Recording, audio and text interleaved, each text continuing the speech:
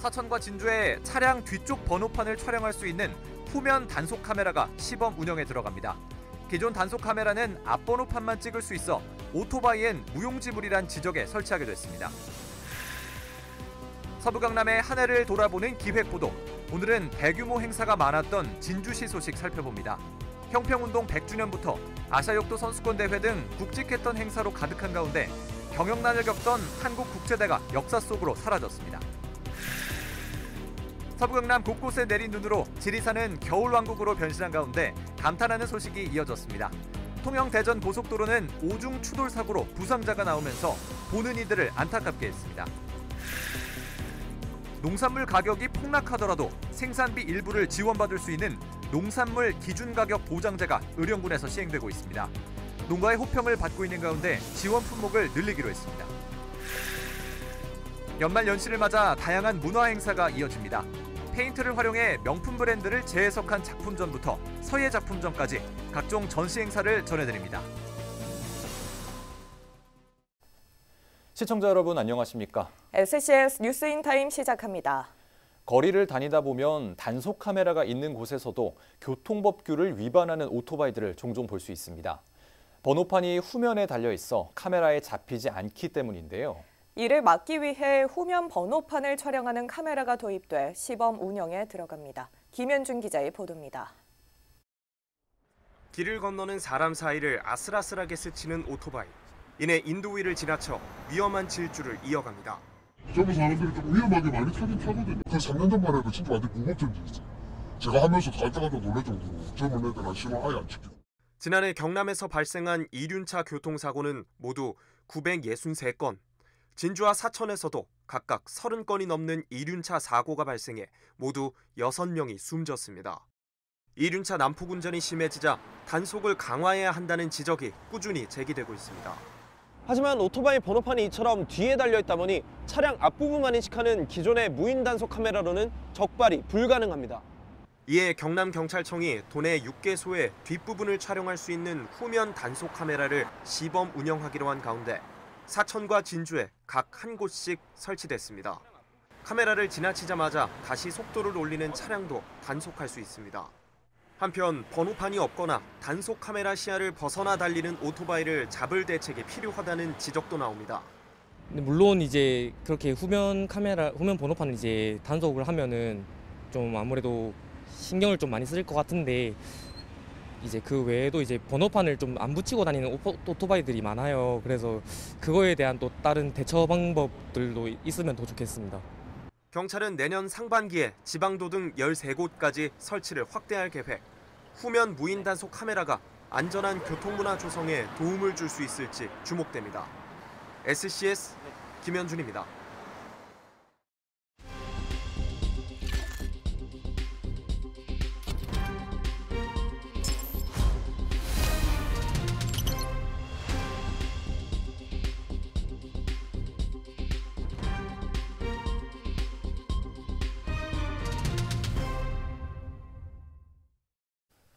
2023년을 뜨겁게 달군 이슈를 살펴보는 8대 뉴스 시간, 오늘은 진주시입니다. 올해 형평운동 100주년을 시작으로 첫 국제 스포츠 대회와 정원박람회 등 굵직한 행사가 열렸는데요. 하지만 한국국제대 폐교와 심각한 냉해 피해 같은 우울한 소식도 있었습니다. 조서희 기자입니다. 진주에서 시작된 백정의 신분 해방운동, 형평운동이 올해 100주년을 맞이했습니다. 진주시는 지난 4월 23일부터 30일까지를 형평주간으로 지정하고 일주일 동안 각종 기념 행사를 진행했으며 시민사회단체와 학계의 연구활동도 펼쳐졌습니다. 재정난을 겪던 한국국제대학교가 법원의 파산 결정으로 지난 8월 31일 결국 폐교됐습니다. 재학생은 경남과 부산에 있는 대학으로 특별 편입됐습니다. 다만 자산 매각은 학교 감정가가 예상보다 높아 여전히 난항을 겪고 있습니다. 올봄 이상 저온 현상으로 과수 냉해가 심각했습니다. 직격탄을 맞은 지역 농가들은 대책 마련을 요구했고 이는 지역 정가에서도 화두가 됐습니다. 또 한때 정부에서 LMO 사태로 주키니 호박의 유통과 판매를 일시 중단하며 주산지 중 한 곳인 진주 금곡면 농가에 피해가 발생하기도 했습니다. 올해 진주에선 아시아 역도 선수권 대회가 열렸습니다. 서부 경남 최초 국제 스포츠 대회입니다. 37개 나라에서 600여 명이 참가해 세계 신기록 17개와 아시아 신기록 22개, 한국 신기록 4개를 써냈습니다. 올 한 해 진주시 시설관리공단 설립을 두고 엎치락 뒤치락하는 모습이 이어졌습니다. 진주시는 7개 공공시설을 관리하기 위해 공단 설립을 추진했지만 시의회에선 이사장 임명에 인사청문회를 도입해야 한다는 이유로 관련 조례안을 보류시켰기 때문입니다. 결국 지난 9월 조례안이 통과되며 공단의 출범 준비가 본격화됐습니다. 진주에서 서울 수서를 오가는 SRT 직통 노선이 새로 생겼습니다.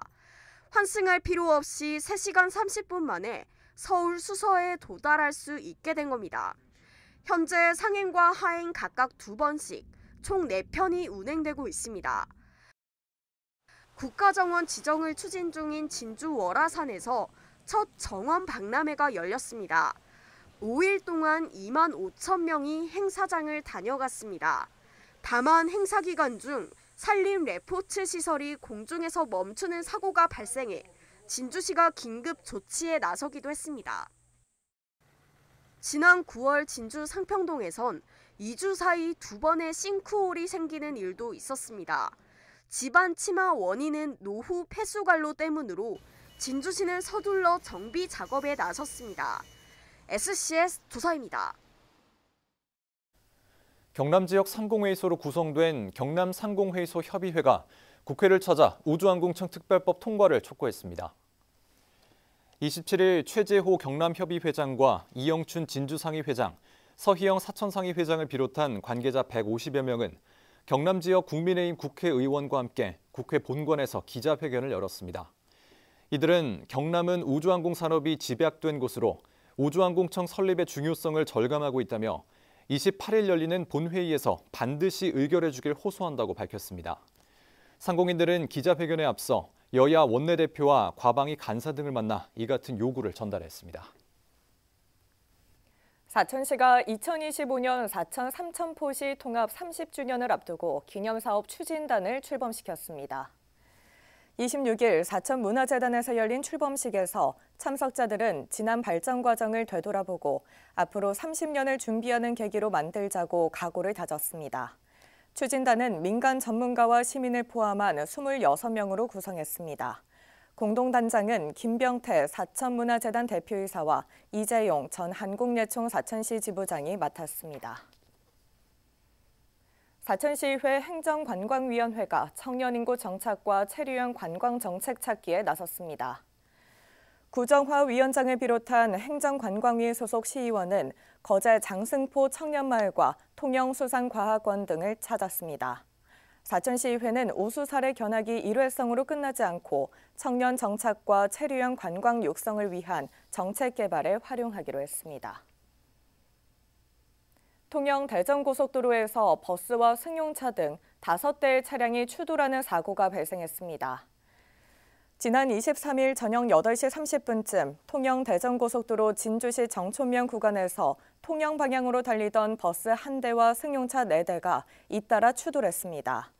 경찰은 버스가 고장이나 멈췄고 뒤따르던 승용차가 이를 들이받은 것으로 추정하고 있습니다. 이번 사고로 1명이 크게 다치고 3명이 경상을 입었으며 이 가운데 2명은 병원으로 이송됐습니다.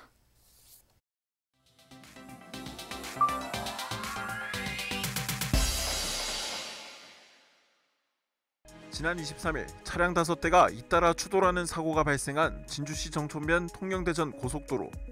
이 사고로 인근 도로 약 2km 구간에 극심한 정체가 빚어졌었는데요. 지역 커뮤니티에 구급차가 몇 대씩 오고 있다며 당시 사고를 언급한 글이 올라왔습니다. 누리꾼들은 안전안내 문자를 통해 내용을 확인했다며 걱정하는 반응을 보였는데요. 바로 앞에서 사고를 목격했다는 글쓴이에게 안전운전을 당부하는 댓글도 있었습니다. 울창한 숲이 온통 하얀 눈으로 뒤덮였습니다. 내려앉은 눈과 쾌청한 하늘의 조화가 마치 영화의 한 장면을 보는 듯한데요.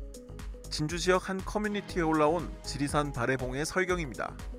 사진을 본 누리꾼들은 아름다운 겨울산에 감탄을 금치 못했는데요. 글쓴이 덕분에 따뜻한 이불 속에서 겨울 풍경을 즐겼다며 감사 인사를 남긴 누리꾼도 있었습니다. 진주 지역 커뮤니티에 전통시장을 방문했다가 주차할 곳이 없어 고생했다는 글이 올라왔습니다. 글쓴이는 크리스마스 연휴 때 중앙시장과 서부시장을 찾았는데 주차하는 데만 수시간이 걸렸다는데요. 고생 끝에 주차하고 풀빵을 사려 했지만 모두 팔려버렸다는 안타까운 소식을 전했습니다. 누리꾼들은 풀빵을 얻지 못한 글쓴이의 사연에 아쉬운 마음을 나타냈는데요. 연휴라서 유독 시내가 북적거린다며 공감하는 댓글도 보였습니다. 오늘의 SNS 허준원입니다.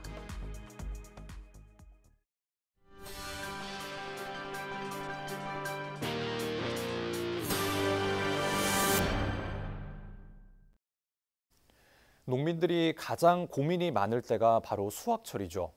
그동안의 땀과 노력의 결과가 제 값을 받지 못한다면 그만큼 힘든 일이 없을 텐데요. 요령군이 이런 농민들을 지원하기 위해 농산물 기준가격 보장제를 도입했습니다. 전주현 기자의 보도입니다. 의령군 지정면에서 양상추를 재배하는 최동호 씨. 한창 수확철을 맞아 양상추 포장 작업에 분주합니다. 오르락 내리락하는 채소값에 행여나 제값을 받지 못하면 어쩌나 노심초사하는 일이 많았지만 이젠 걱정을 덜었습니다. 농산물 기준가격 보장제 덕분입니다. 지난해 가격 폭락으로 수확을 포기해야 했던 상황에서도 생산비 일부를 보장받을 수 있었습니다. 체감으로 많이 느끼죠. 없을 때는 사실 농민의 소외감이라든지 그런 걸 많이 느꼈는데 이것을 있음으로써 농민들도 하나의 농업의 일원으로서 열심히 하고 있다 그러면 인정해 준다 그런 걸 저희들이 체감하고 있습니다. 농산물 기준가격 보장제는 농산물 출하 시기에 시장 가격이 많이 떨어져 기준 가격에 못 미칠 경우 이를 지원하는 제도입니다.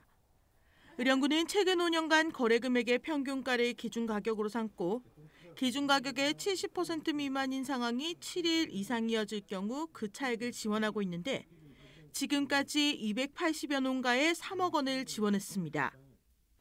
현재 보장을 받을 수 있는 품목은 수박과 파프리카, 양상추 등 10종에 한정돼 있습니다.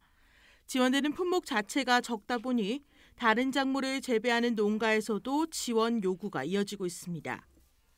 의령군은 농민들이 생산에만 전념할 수 있도록 지원 대상 품목을 확대할 계획입니다. 이 제도를 통해서 개통 출하 실적을 또 높이고 또 토의 브랜드라는 의령만의 농산물 공동 브랜드, 토의 브랜드 인지도 향상을 통해서 농가 소득 증대로 이어질 수 있도록 최선의 노력을 다할 수 있도록 하겠습니다. 농민들의 땀과 노력이 깃든 농작물. 농산물 기준가격 보장제가 들쑥날쑥한 농산물 가격으로 고통받는 농민들의 시름을 덜어주고 있습니다. 헬로티비 뉴스 전주연입니다.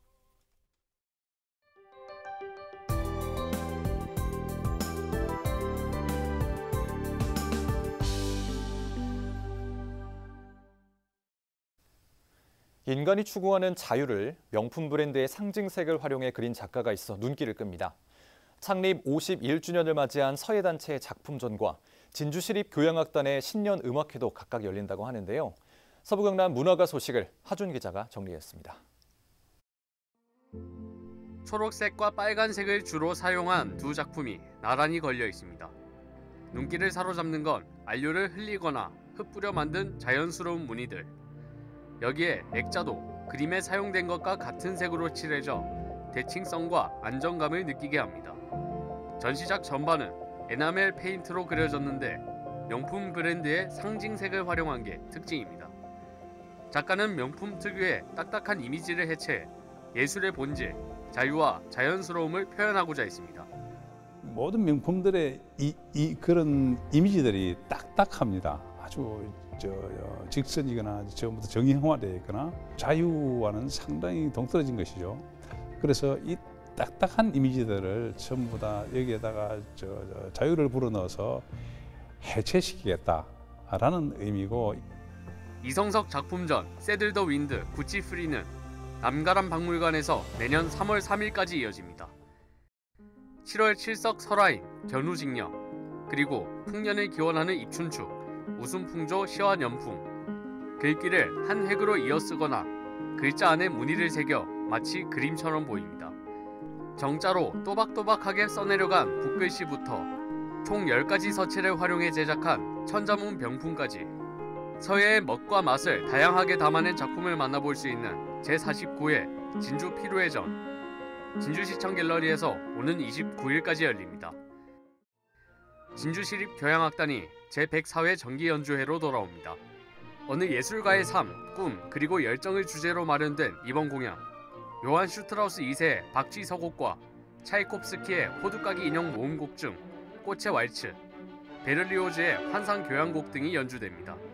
2024 신년 음악회로 꾸며지는 이번 공연은 내년 1월 18일 저녁 7시 30분 경남문화예술회관 대공연장에서 무료로 열립니다. 문화가 소식 하주입니다. 함양군이 정부와 경남도로부터 관광개발 사업 예산 534억 원을 확보해 내년부터 본격 추진합니다. 상림공원 인근 백연 유원지 권역에 총 227억 원을 들여 웰니스 트렌드를 접목한 체험과 프로그램을 즐길 수 있는 한방 웰니스 관광 거점화 사업과 오토 캠핑장 조성을 추진합니다. 남계서원을 중심으로는 선비 문화의 역사와 전통 문화를 체험 가능한 선비 문화유산 풍류 관광벨트 조성 사업과 남계서원 교육문화체험관 건립에 총 239억 원이 투입됩니다. 이 밖에 작은 영화관 건립에 22억 원, 노사초 국수기념관 및 바둑체험장 조성 사업 30억 원, 거연정 탐방 쉼터 조성 16억 원 등이 투입될 계획입니다.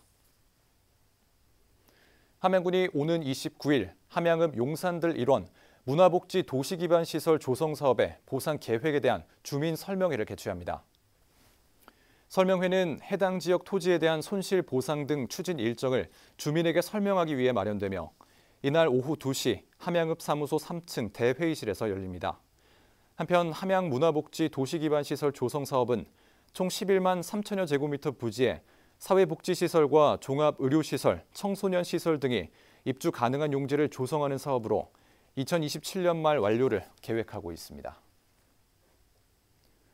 산청군이 정수장 유출부에 정밀 여과 장치를 설치했습니다.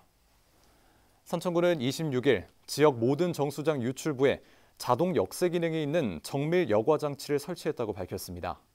이번에 설치한 정밀 여과 장치는 200메시 미세 여과망이 있어 깔따구 등 소형 생물의 유출을 원천 차단할 수 있습니다. 남해군이 지난해 유배문학관 미세먼지 차단 숲에 이어 고현면에도 도시숲을 조성했습니다. 남해군은 고현면 2열이 국두변 인접부지에 국비 4억 원을 포함한 사업비 총 8억 원을 투입해서 기후 대응 도시숲을 조성했다고 밝혔습니다. 도시숲에는 맨발 걷기 산책로와 쉼터 등 주민들을 위한 휴식 공간도 설치됐습니다. 진주시가 1월 1일부터 한 달간 새롭게 디자인한 시내버스 차량 11대를 시범 운행합니다. 진주시는 지난 9월 조사 결과 총 4개의 디자인 중 선호도가 높은 2개를 적용하고 시민 의견을 청취할 계획입니다. 시범 운행 디자인은 각각 푸른색과 붉은색 배경의 하모 캐릭터입니다. 시민 의견은 진주시 홈페이지와 버스 차량에 부착된 QR코드를 스캔해서 제출할 수 있습니다. 진주시가 이달 말부터 내년 2월까지 겨울방학 기간 동안 아동 돌봄기관 29개소를 탄력적으로 운영하기로 했습니다. 지역 아동센터 21개소와 다함께 돌봄센터 6개소, 공동육아 나눔터 2개소 등을 운영하고 있는 진주시는 방학 중 센터별 운영 시간을 조정하고 다양한 돌봄 프로그램을 제공하기로 했습니다. 특히 방학 중 아동에게 건강한 먹거리를 제공하기 위해 지역 아동센터에는 급식 종사자 인건비와 아동 급식비를, 다함께 돌봄센터에는 간식비를 지원할 계획입니다.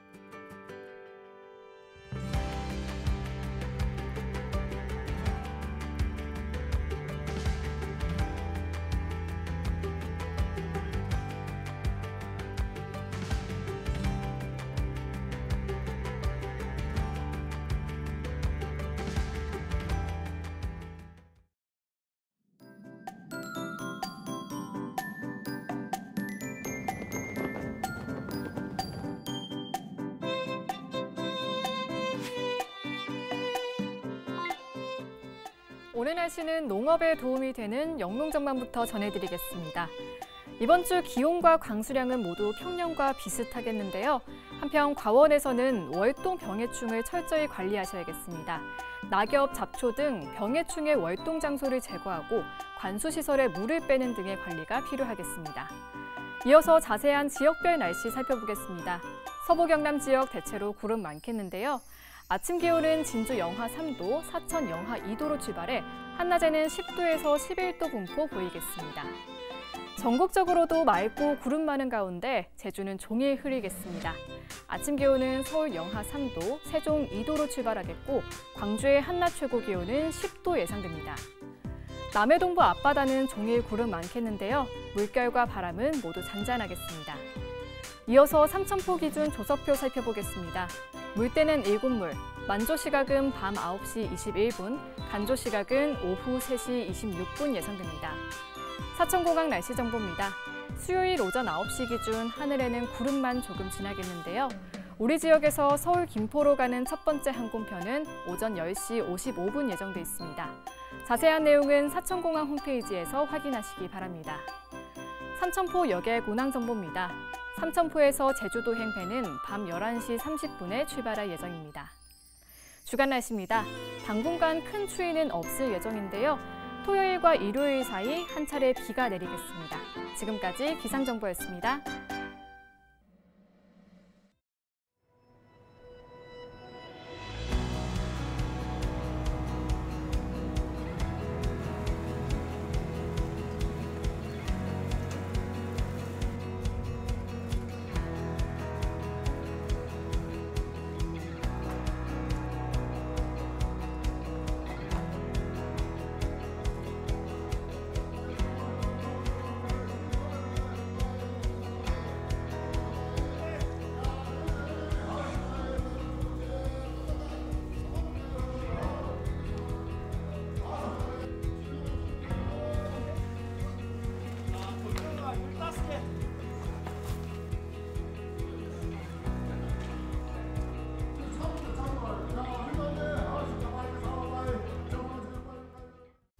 저희가 준비한 소식은 여기까지입니다.